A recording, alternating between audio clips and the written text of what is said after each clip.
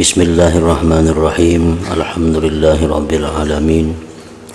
Wassalatu wassalamu ala asyrafil anbiya wal mursalin Sayyidina wa maulana Muhammadin wa ala alihi wa sahbihi ajma'in.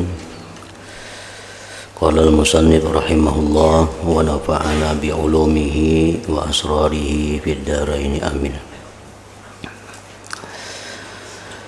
Hadis yang pertama dari 26 buah hadis yang mempunyai kedudukan yang penting dalam agama Islam, yaitu hadis pada menyatakan niat dan ikhlas. An Amiril Mu'minin Abi Habsin Umar bin Al-Khattab radhiyallahu anhu qala Sami'tu Rasulullah sallallahu alaihi wasallam yaqul Innamal a'malu binniyat wa innamal likulli imri'in ma nawa faman kanat hijratuhu ila Allah wa rasulih fa hijratuhu ila Allah wa rasulih wa man kanat hijratuhu lidunya yusibuha aw imra'atin yankihuha fahijratuhu ila ma hajara ilaihi. Muttafaq alaih, artinya hadis ini disepakati oleh Bukhari dan Muslim. Artinya daripada Amiril Mukminin Abu Habsin Umar bin Khattab radhiyallahu anhu, katanya, aku dengar Rasulullah sallallahu alaihi wasallam bersabda, hanya saja segala amalan itu dengan niat, dan hanya saja bagi setiap orang itu apa yang diniatkannya. Maka barang siapa hijrahnya, barang siapa beramalnya kepada Allah dan Rasulnya, artinya mencari keridaan Allah, mencari keridaan Rasulnya, maka hijrahnya kepada Allah dan Rasulnya, maka ridha Allah, ridha Rasul akan didapatnya. Dan barang siapa hijrahnya bagi dunia, barang siapa beramal untuk mendapatkan dunia yang akan diperolehnya, atau perempuan yang ingin dikawininya, maka hijrahnya kepada apa yang ia berhijrah kepadanya itu. Nah, ini hadis yang pertama dari 26 hadis yang mempunyai kedudukan besar di dalam agama Islam. Hadis niat ini adalah hadis yang nomor 1, karena segala perbuatan diawali dengan niat. Dan balasan yang kita terima di sisi Allah tergantung apa yang kita niatkan. Sembahyang kita berpahala atau kada tergantung niatnya. Beribadah kita berpahala atau kada tergantung niatnya. Menuntut ilmu kita ini berpahala atau kada tergantung niatnya. Jadi sebelum Allah menilai suatu ibadah, sebelum Allah menilai suatu perbuatan, yang pertama dinilai oleh Allah adalah niat yang ada di dalam hati kita. Nah, oleh karena itu mempelajari masalah niat ini adalah suatu kewajiban, suatu kebutuhan yang pasti oleh setiap orang yang beriman. Jadi belajar niat. Hendak menuntut ilmu. Nah, sebelum menuntut ilmu itu belajar dulu. Niatnya apa? Misal hendak sekolah kemana?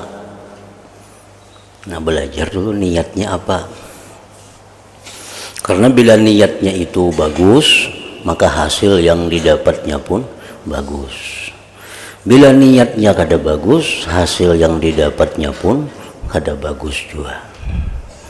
Hendak naik haji, nah belajar dulu niatnya.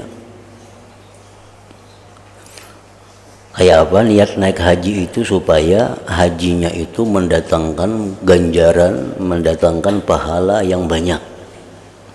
Hendak umrah, nah belajar dulu niatnya kayak apa umrah itu. Nah disebutkan dalam sebuah kisah, ada seorang waliullah yang sedang berada di atas sawahnya, tiba-tiba datang orang mengajak haji. Nah, ujar orang, ayo kita tulakan naik haji. Pian ulun jamin semuaan, mulai ongkosnya sampai buliknya, belanjanya, ulih-ulihnya semuaan, pian terima tulak aja. Nah, ujar Sidin menjawab, kada kawa dulu aku tulak haji, karena belum ada niatnya. Nah, belum ada niatnya. Menjaga kita tuh ancap haji tuh, di orang naik haji itu ada berniatan kayak apa lagi. Orang dahulu kada. Kok kada kawan mestiakan dulu, aku belum ada niat lagi. Nah jadi belajar dulu niatnya apa, baik urusan-urusan perkara yang ibadah atau perkara-perkara yang mubah, perkara yang adat. Nah hendak berdagang, belajar dulu niat berdagang tuh kayak apa, supaya berdagang ini mendatangkan rezeki yang berkah. Ada niatnya. Cuma berhubung banyak macam-macamnya itu, jadi kada kawa niat-niat ini dijelaskan dalam pengajian kayak kita ini kada kawa, karena lain-lain orang. Cuma hendaknya datangi guru-guru, datangi orang-orang nang berilmu. Nah betakun lawan Sidin, ulunnya hendak berdagang, apa nang bagus niatnya berdagang nih, apa-apa kira-kira. Lalu ada 10 niat berdagang itu. Niatnya pertama ini. Jadi berdagang itu selalu dapat pahala setiap harinya. Hendak kawin, apa niatnya kawin itu? Nah, datangi guru-guru nang tahu. Ulun hendak kawin, kayak apa niatnya kawinnya? Supaya kawin ini mendatangkan rumah tangga nang mawaddah, rahmah, sakinah itu. Kayak apa kawin ini supaya mendatangkan rezeki yang bagus? Kayak apa kawin ini supaya mendatangkan zuriat yang salih dan salihah?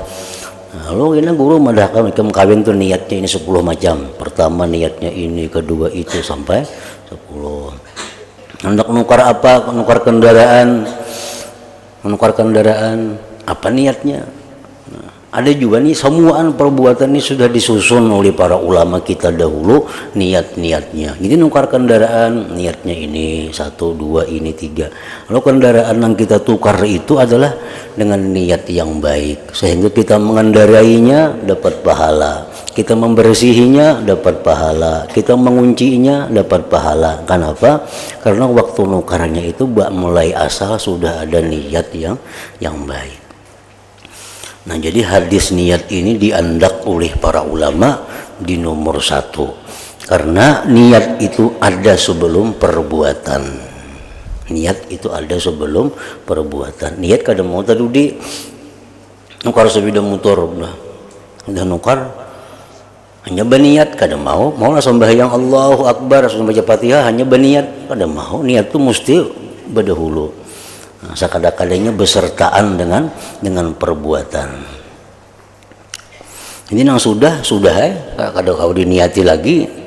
Cuman akan datang ini niati dengan niat yang bagus.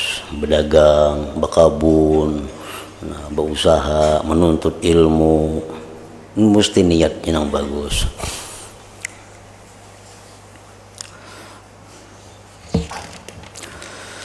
Hadis yang kedua pada menyatakan larangan terhadap bid'ah di dalam agama.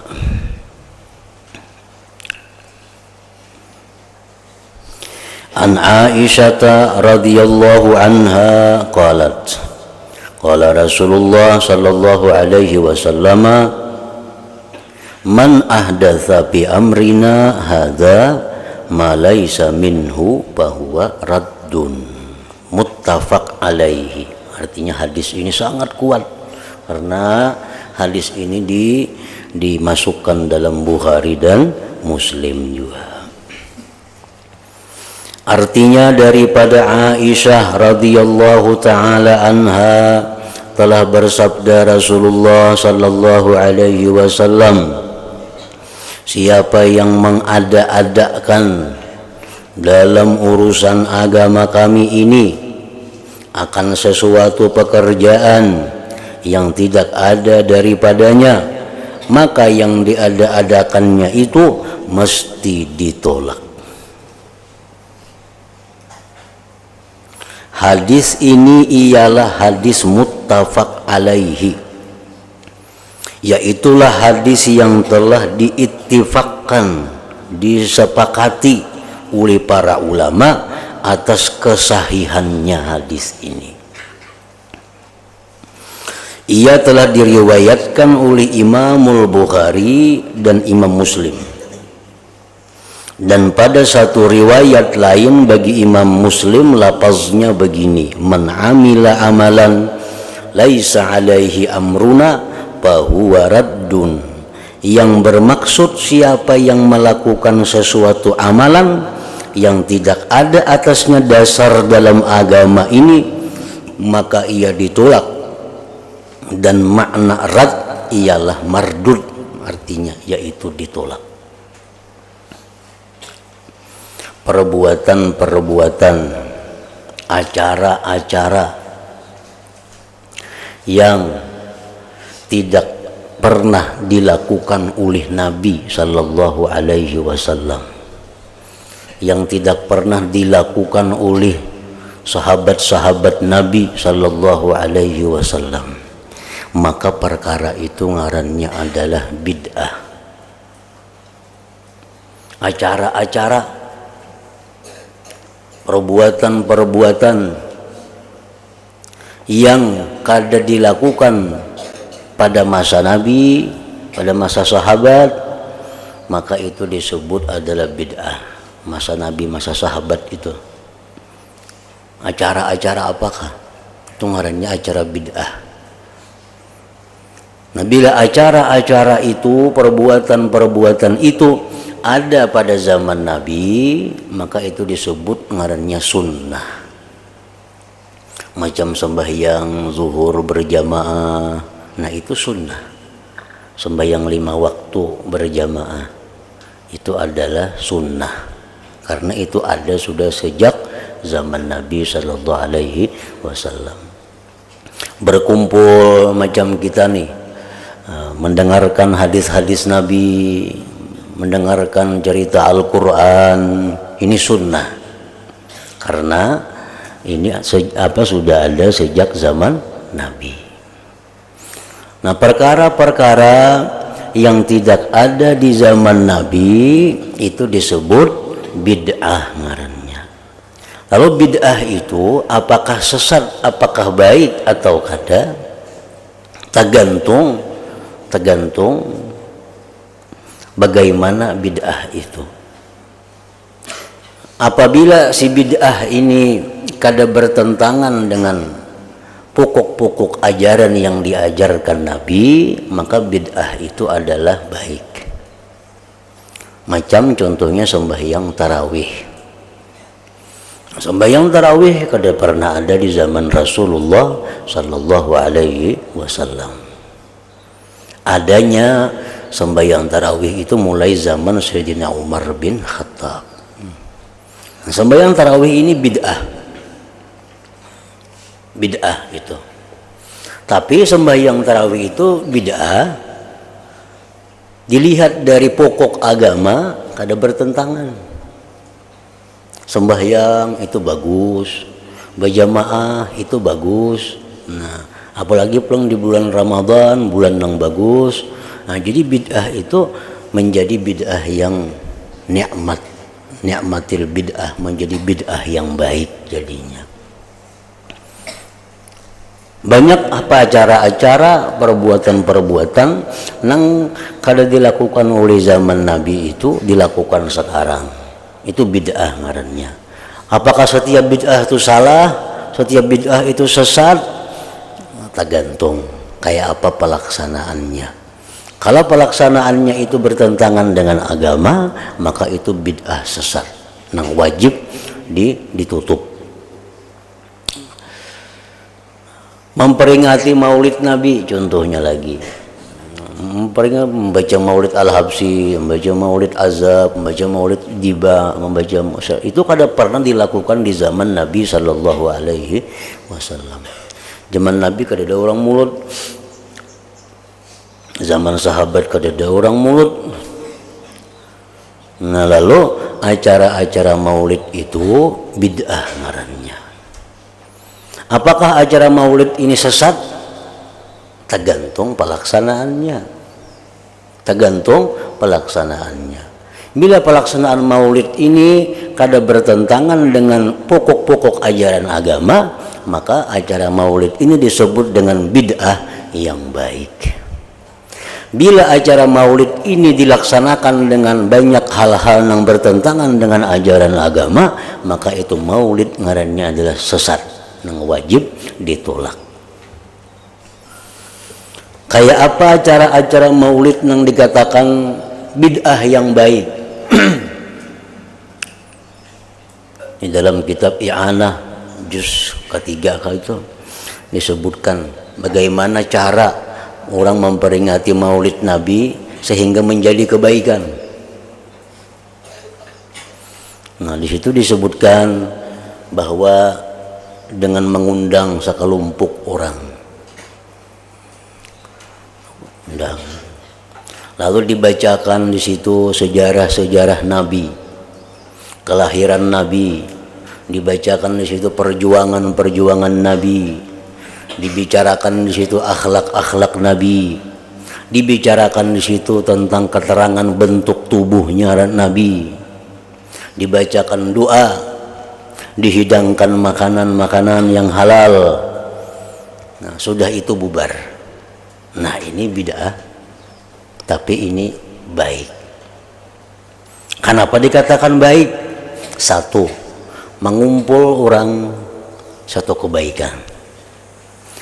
Membaca sejarah Nabi satu kebaikan. Berdoa bersama satu kebaikan. Memberi makan orang dengan makanan yang halal satu kebaikan. Nah, jadi berkumpul banyak kebaikan-kebaikan sehingga acara maulid Nabi tadi disebut adalah menjadi acara kebaikan ngarannya. Bujur aja di zaman Nabi itu kada ada mulut tuh bujur. Zaman sahabat kada ada maulid bujur. Cuma kandungan yang ada dalam maulid itu adalah sunnah. Kandungan dalam maulid itu adalah sunnah.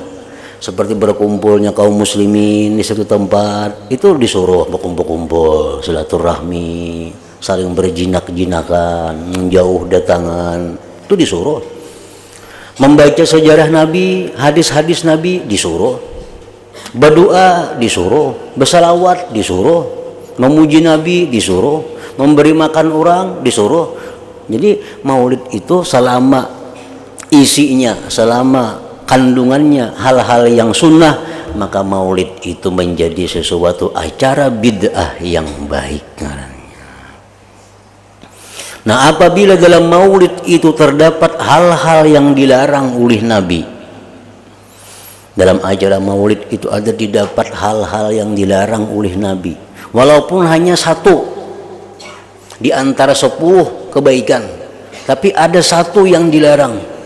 Nah, maka acara maulid ini menjadi bid'ah dalalah, bid'ah yang sesat, bid'ah yang mendatangkan dosa. Misalnya kayak apa?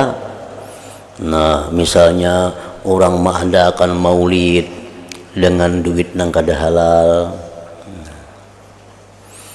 Nah, ini menjadi sesuatu sesat. Kan mengadakan maulid itu perlu duit. Duitnya kada halal. Sedangkan Nabi mengatakan kalau duit itu kada halal bolehkah kan no ampunnya. Ini kada diulahkannya maulid. Nah, satu. Bila dalam acara maulid itu kayak apa aja baiknya, kayak apa aja bagusnya, tetapi ada nang kada halal itu jadi rusak semuaan. Jadi dalalah, jadi sesat. Jadi acara maulid nang kita gawe itu bukan mendatangkan berkah, tapi mendatangkan laknat dari Allah, karena itu sesat dalamnya. Contohnya lagi, di dalam acara maulid itu halal, yang disiapkan ini barang-barang halal, tetapi di dalam maulid itu ada munkarat, ada kemunkaran. Di dalam kitab fikih disebutkan di antara kemunkaran itu misalnya di tempat maulid itu ada patung umpamanya. Ada patung, baik patung burung, baik patung unta, baik patung sapi, baik patung manusia. Nah, maka berkumpul di tempat itu sudah menjadi satu kemunkaran. Kecuali kita kawa memecahkan patung itu. Nah, marilah kita memecahkan patung itu. Sariki ampun rumah banaham kita. Datang misalnya kita diundang orang ke rumah, macam maulid jar. Naik kita ke rumah orang. Sekarangnya sing kenalan ada ayam, no, patung ayam, laki bini ayamnya patungnya. Nah kita itu. Nah kalau aturan nang sebujurnya, nang mestinya itu mesti kita tegur. Kami kada naik ke rumah sini bila patung itu ada. Nah, bila jampun rumah kada kawa belikan aja lagi. Nah karena kada jadi apa-apa di situ kalau ada kemunkaran. Nah itu. Contohnya lagi. Di dalam acara peringatan maulid Nabi itu ada ikhtilatul rijal wan nisa. Ikhtilat, bercampur aduk laki-laki bini-bini. Bercampur aduk. Artinya sini duduk laki-laki, sini bini-bini, sini laki-laki, sini bini-bini. Bercampur aduk, lain berbagi. Berdinding, nah berdinding. Sini kelompok bini-bini, sini kelompok itu ada ikhtilat ngarannya. Ini ikhtilat ini bercampur. Sini laki bini, sini orang laki bini, sini laki bini, nah sini laki bini bercampur binian lakian jadi satu. Jangan binian di dinding, sini lakian. Nah bila mana ikhtilat tadi itu satu kemunkaran ngarannya, satu kemunkaran. Apabila itu terjadi maka maulid yang dilaksanakan tadi bukan jadi bid'ah hasanah tapi menjadi bid'ah dalalah ngarannya, bid'ah yang sesat. Ini bid'ah yang wajib ditentang. Nah, jadi jangan dikatakan bahwa maulid itu haram, kita kada umpat orang mengatakan itu. Maulid itu sesat, kita kada umpat itu. Tapi kita mengatakan bahwa maulid itu bid'ah, itu bujur. Tapi apakah bid'ahnya ini baik atau kada tergantung apa isinya. Gantung apa isinya. Bila isinya bagus maka itu membawa kepada kebaikan. Orang merayakan hari ulang tahun. Kan kita lumrah orang berulang tahun. Berulang tahun itu kada terdengar ada hadisnya di zaman Nabi. Ada kata dengar Nabi berulang tahun nang kali 50, nang kali 60 kada terdengar ada. Sahabat-sahabat kada terdengar berulang tahun. Kayaknya ulang tahun ini dari orang-orang nang bukan Islam asalnya. Nah, lalu apakah hukumnya orang berulang tahun? Itu bid'ah. Bid'ah. Apakah itu salah, sesat? Tergantung kayak apa gerang ulang tahunnya itu. Nah bila ini berulang tahun umur sudah 40 atau umur 30, inya bersyukur kepada Allah diberi Tuhan umur sudah 30 tahun, disihatkan Tuhan, lalu inya undang kekawanannya.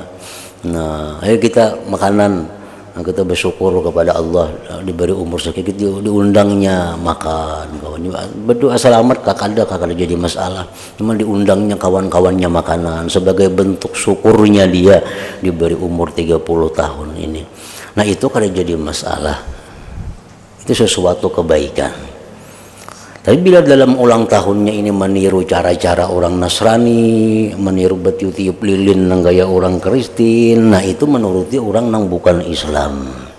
Nah itu perlu dijaga. itu sudah mengarah kepada bid'ah yang sesat itu. Apalagi bercampur lakian binian, ulang nang bukan mahramnya, makin payah lagi. Nah, jadi setiap sesuatu yang tidak ada di zaman Nabi itu ditolak, kecuali sesuatu itu kada bertentangan dengan pokok-pokok ajaran yang diajarkan oleh Nabi Sallallahu Alaihi Wasallam. Jadi jangan ditentang juga orang mulut itu padahal bid'ah, sesat, syirik, jangan, kita kada umpat itu. Tapi kita kada umpat juga orang mengadakan maulid nang melanggar aturan. Kita kada umpat orang nang menentang maulid, kita kada umpat. Apa maulid bid'ah? Kita kada umpat itu. Tapi kita kada umpat juga maulid itu bagus. Kada umpat juga. Kita umpat orang yang melaksanakan maulid tapi sesuai dengan isinya itu kada bertentangan dengan ajaran-ajaran Islam. Nah, itu yang kita umpati.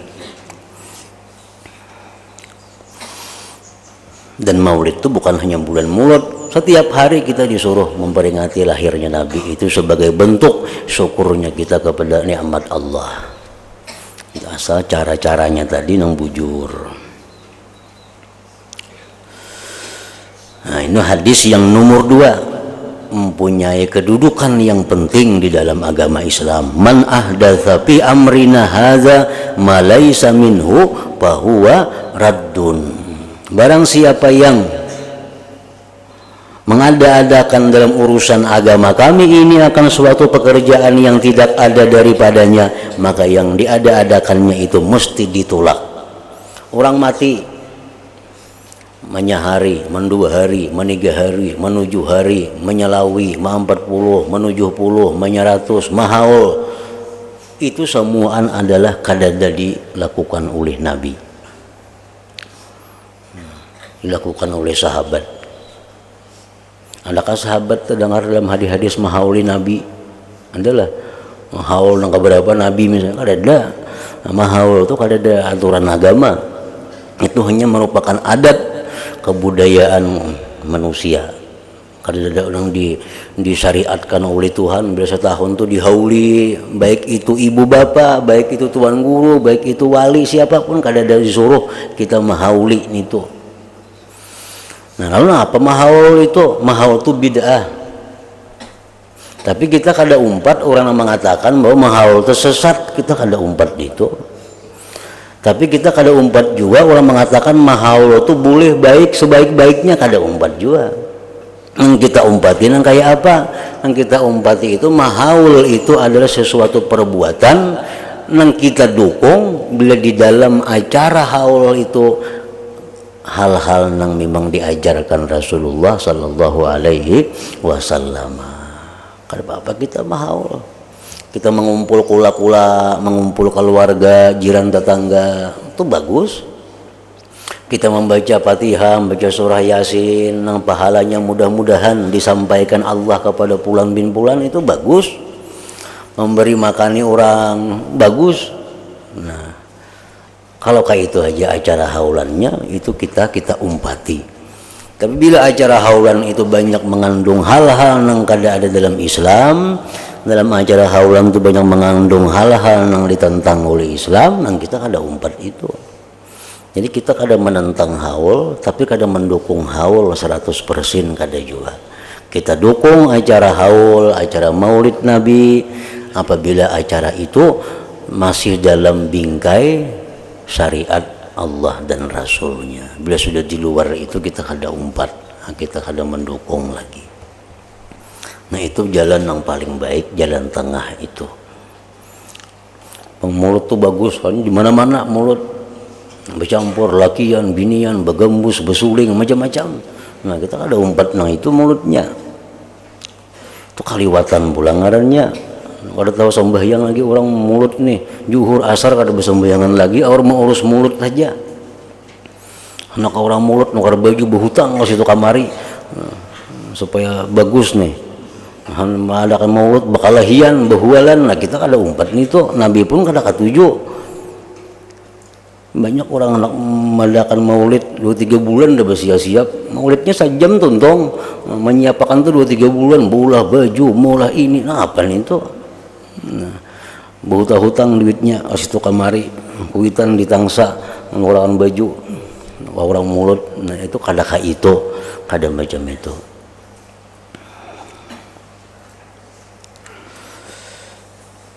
Jadi umpamanya binian, madakan binian spesial binian, madakan maulid, biar memperingati nabinya, ini bersalawat, kada jadi masalah. Asalkan bagus-bagus, menutup aurat, jangan ada bercampur aduk laki-laki bini-bini, makanannya yang halal, kada menimbulkan fitnah, kada menimbulkan maksiat, itu kada jadi soal. Hadis yang ketiga yang mempunyai kedudukan yang penting dalam agama. Perkara yang halal itu nyata dan yang haram juga nyata, dan peranan hati. An Abi Abdillah An-Nu'man bin Bashir radhiyallahu ta'ala anhuma qala sami'tu Rasulullah sallallahu alaihi wasallam yaqul innal halala bayyinun wa innal harama bayyinun wa bainahuma umurun mushtabihat la ya'lamuhunna katsirun minan nas. Faman ittaqa syubuhati faqad istabra'a li dinihi wa irdihi wa man waqa'a fi syubuhati waqa'a fil haram qarra'i yar'a hawla al-hima yushiku ay yarta'a fihi ala wa inna likulli malikin hima ala wa inna himallah maharimuh ala wa inna fil jasadi mudghah idza salahat salahal jasadu kulluh wa idza fasadat fasadal jasadu kulluh ala wa hiyal qalbu. Artinya daripada Nu'man bin Bashir radhiyallahu anhu berkata, aku telah mendengar Rasulullah sallallahu alaihi wasallam bersabda, sesungguhnya perkara yang halal itu jelas. Ada Quran, ada hadis menyatakan ini halal, ini halal, ini halal, ini halal, jelas. Dan perkara yang haram itu juga jelas. Ini haram, jelas. Dan di antara keduanya itu ada perkara-perkara yang syubhat, yang tersamar. Nah, tersamar antara halal haram, antara halal haram.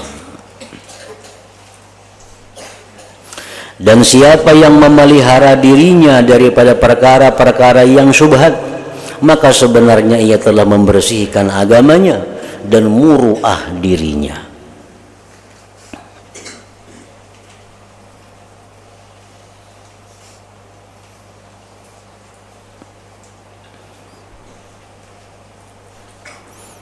Menjauhi yang haram sudah nyata satu kebaikan.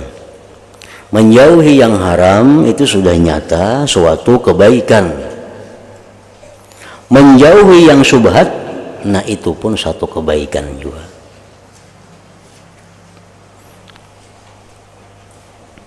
Cuma syubhat itu macam-macam. Ada syubhat yang hanya sekedar waswis, nah itu kada perlu dijauhi. Ada syubhat yang memang mesti dijauhi, itu ada.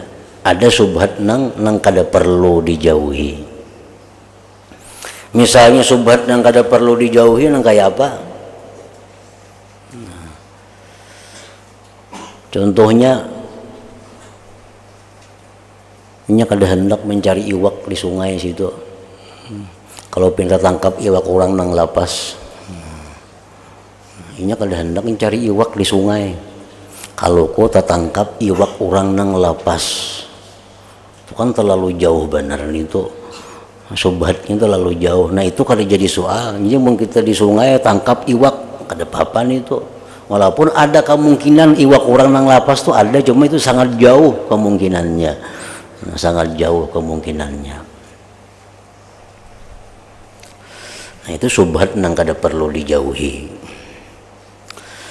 Dan siapa yang terjatuh pada perkara-perkara yang syubhat, maka pasti ia akan terjatuh pada suatu hari nanti pada perkara-perkara yang haram. Orangnya ketujuh bermain di syubhat, satu saat dia akan jatuh dalam yang haram.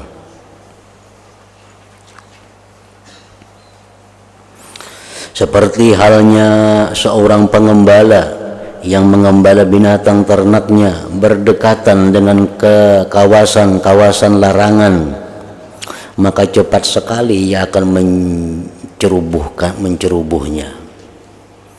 Ini pagar orang, nah ini pagar tanah orang.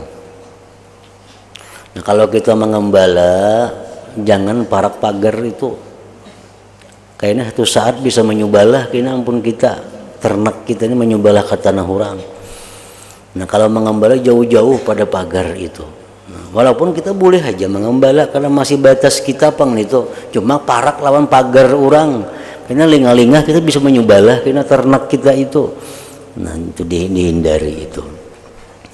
Perhatian, sesungguhnya bagi setiap raja itu ada kawasan larangannya. Nah, raja itu ada mempunyai kawasan, di sini kada boleh masuk kecuali orang-orang ini. Itu raja pasti kayak itu. Ini daerah istana, kada boleh masuk kecuali bubuhan ini. Nah itu. Sesungguhnya kawasan larangan Allah ialah apa-apa yang diharamkannya. Perhatian, sesungguhnya di dalam jasad itu ada satu katul daging. Apabila ia baik, maka akan baiklah sebadan seluruhnya. Dan apabila ia rusak, maka akan rusaklah badan keseluruhannya. Perhatian, sakatul daging itu segumpal aja kita. Daging itu ialah hati. Dalam hati ini, dalam awak kita ini, hati ini sebuting. Bila hati ini baik, semuaan baik jadinya. Bila hati kada baik, semuaan jadi kada baik. Nah itu rajanya. Bila rajanya kada baik, otomatis rakyatnya kada baik juga. Di dalam hati, dalam diri kita ini ada raja, ngarannya itu hati. Bila hati ini bagus, otomatis anggota tubuh yang lain menjadi bagus. Bila hati ini jahat, otomatis yang lain pun jadi kada baik. Nah itu hadis yang ketiga yang mempunyai dasar penting dalam agama kita. Nah kemudian hadis yang keempat pulang.